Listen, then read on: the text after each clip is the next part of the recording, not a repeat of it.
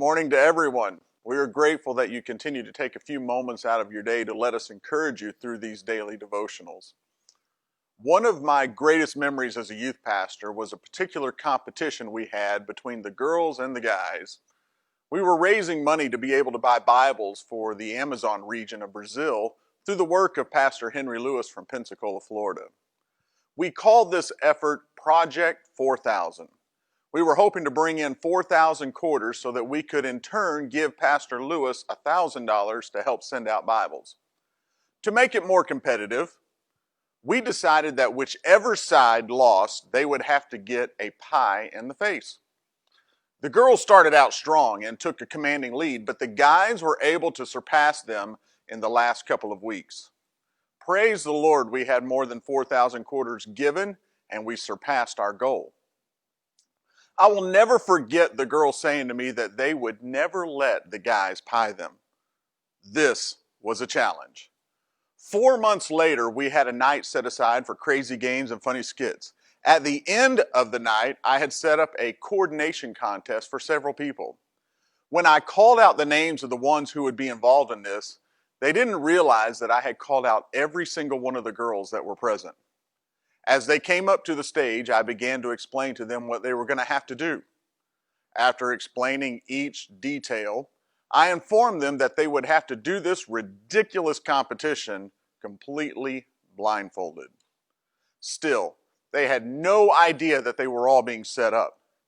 It took us a little bit to get them completely blindfolded. In fact, our blindfolds were full-size sheets. Their eyes were covered very, very well.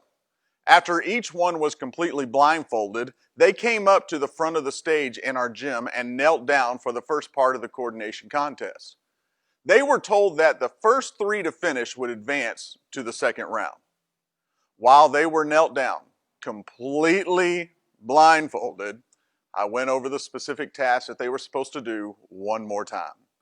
As I did this, all of the guys quietly went into the gym kitchen, grabbed a heavy Cool Whip pie, and came and stood directly in front of each one of the girls. Many of them had a pie in each hand. I can still see all of this in my mind. I counted down from 10 to 0. Once I got to 0, they would begin their contest. It went so fast, they clapped their hands in a strange way, ripped the blindfolds off, and had pies smashed in their faces. It was life-changing. The girls were in shock that we got them. Some of them just sat there in disbelief while others immediately chased after the guys and got whipped cream everywhere. Only one girl was injured as she had an earring ripped out, a minor issue for the greatness that had just taken place. You see, when your eyes are covered, when you can't see what is sometimes right in front of you, things can become very uncertain. Sound familiar?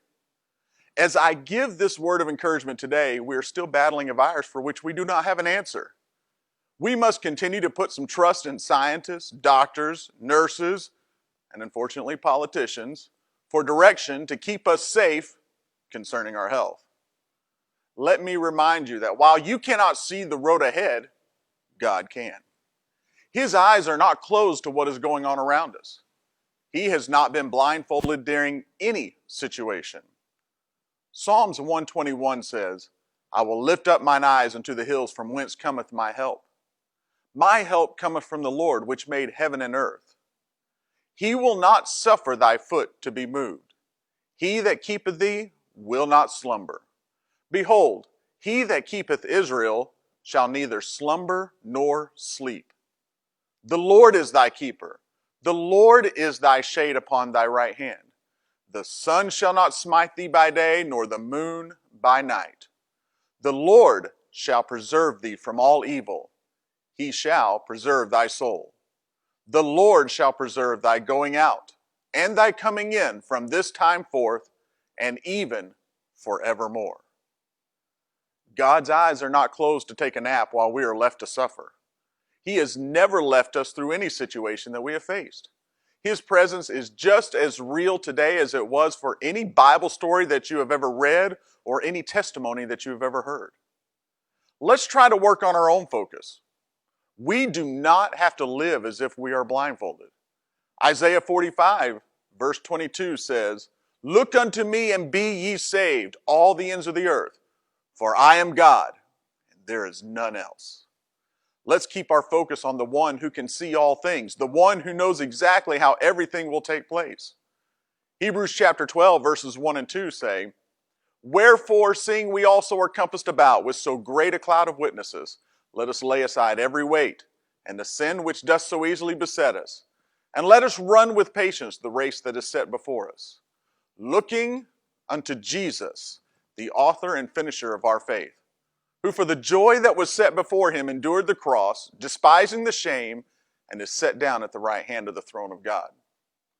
I have been told so many times in my life to look both ways. Keep your eyes on the road. Watch where you're going. And even as a kid playing Little League Baseball, to keep my eyes on the ball. Today, let's all be encouraged to keep our eyes straight on, looking unto Jesus. I'll talk to you later. I really feel like going and getting myself a piece of pie.